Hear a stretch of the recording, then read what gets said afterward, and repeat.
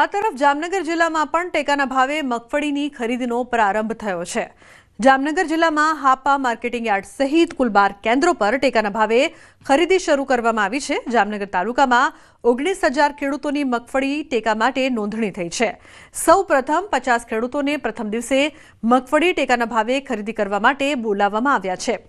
ખેડૂતોને મોઢા મીઠા કરાવી ટેકાના ભાવે મગફળી ખરીદીનો શુભારંભ કરવામાં આવ્યો છે। ખેડૂતોને હું આજે ખૂબ ખૂબ અભિનંદન આપું છું અને ખેડૂતોને મારી નમ્ર વિનંતી છે કે જે રજીસ્ટ્રેશન થયું છે એ મુજબ વારો આવવાનો છે।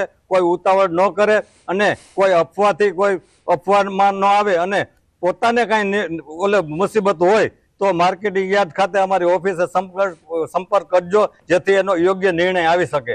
જામનગર સહિત સમગ્ર ગુજરાતમાં આજથી ટેકાના ભાવે મગફળી અને અન્ય જણસની ખરીદીનો છે તે પ્રારંભ થયો છે। ત્યારે હાપા માર્કેટિંગ યાર્ડ ખાતે જે પ્રકારના દ્રશ્ય જોઈ રહ્યા છો ટેકાના ભાવે મગફળી ખરીદીનો પ્રારંભ થયો છે। જામનગર તાલુકામાં કુલ 19,000 ખેડૂતોએ મગફળી માટે નોંધણી કરાવી છે। ત્યારે ટેકાના ભાવે હાલ મગફળીની ખરીદીની જે શુભ શરૂઆત છે તે કરી દેવામાં આવી છે। ખેડૂતો અહીં મગફળી લઈને પહોંચ્યા છે। 1452 રૂપિયા મણે ભાવ મળી રહ્યો છે। ત્યારે આપણે જે ખેડૂત છે એમની સાથે જ વાત કરીશું। શું કહેશો, આજે ટેકાના ભાવે મગફળીનો પ્રારંભ થયો છે ખરીદીનો, આપ લઈને પહોંચ્યા છો, શ્રી ગણેશ થઈ ગયા છે? હા, શ્રી ગણેશ આજે થઈ ગયા છે અને સારો ભાવ મળે છે 1452 રૂપિયા।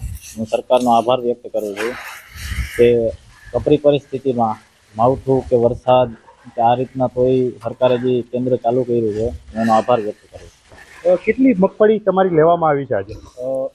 125 મણ હેક્ટર દીઠ 125 મણની ખરીદી કરવામાં આવે છે।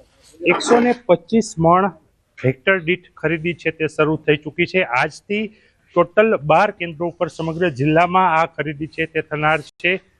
ત્યારે આજે જે મગફળી છે આ ઉપરાંત મગ, અડદ અને સોયાબીન છે તેની પણ ટેકાના ભાવે ખરીદીનો જામનગર જિલ્લામાં પ્રારંભ છે તે થયો છે। કિંજલ કારસરિયા, ન્યૂઝ 18 ગુજરાતી, જામનગર।